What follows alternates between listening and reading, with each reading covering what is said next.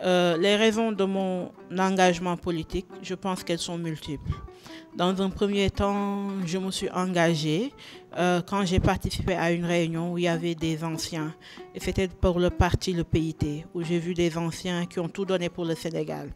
Et ce parti, en réalité, mon père y a milité toute sa vie. Et je pense que l'une des raisons aussi, c'était de faire en sorte de continuer l'engagement que mon père avait. Donc, c'était beaucoup plus dans l'objectif, peut-être, d'un héritage. La seconde la seconde raison qui a fait que je suis restée dans ce parti-là et que j'ai pensé que mon engagement pouvait avoir quelque chose de positif, c'est le fait que j'ai vu sur le terrain qu'il n'y avait pas beaucoup de femmes dans les instances de décision et surtout dans les structures de jeunes. Et comment faire pour faire en sorte que les politiques que nous menons puissent intéresser les jeunes et que leurs revendications et leurs aspirations puissent être tenues en compte. Et je pense que cela fait partie des raisons pour mon engagement politique.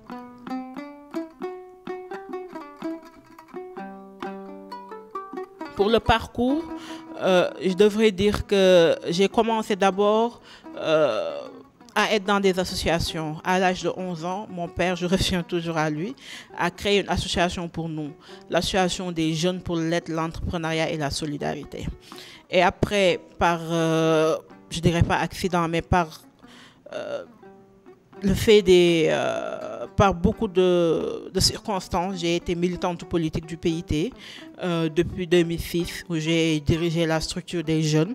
En même temps, il y avait le Benno Siggil Sénégal, où je faisais partie du bureau, et où nous avons remarqué que c'était plutôt un milieu assez masculin. Et nous avons essayé petit à petit de nous affirmer et de faire en sorte qu'ils puissent prendre en compte les problématiques qui touchent les jeunesses féminines.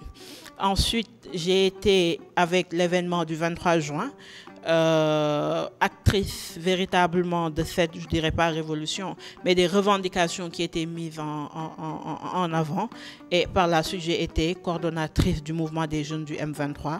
Et en même temps, en parallèle, je suis la présidente de la Pépinière des jeunes femmes leaders que nous dirigeons et qui est une association qui aide les jeunes femmes dans les différentes associations et les partis politiques à pouvoir s'assumer et à avoir un leadership dans un milieu mixte et poser les problématiques véritables.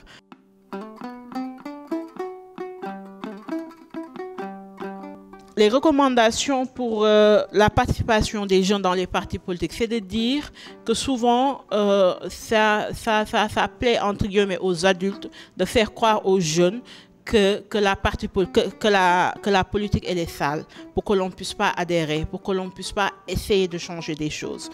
Et je pense qu'aujourd'hui, nous sommes à l'ère où il faut une véritable alternative politique. Je ne parlerai pas d'alternance générationnelle, mais d'une alternative qui sera bien pensée et où les jeunes seront au devant de la scène et où leurs aspirations et les changements véritables qu'ils veulent, ils et elles pourront les porter. Donc, dans ce sens, je dirais que les jeunes doivent adhérer dans les partis politiques, venir et se faire entendre.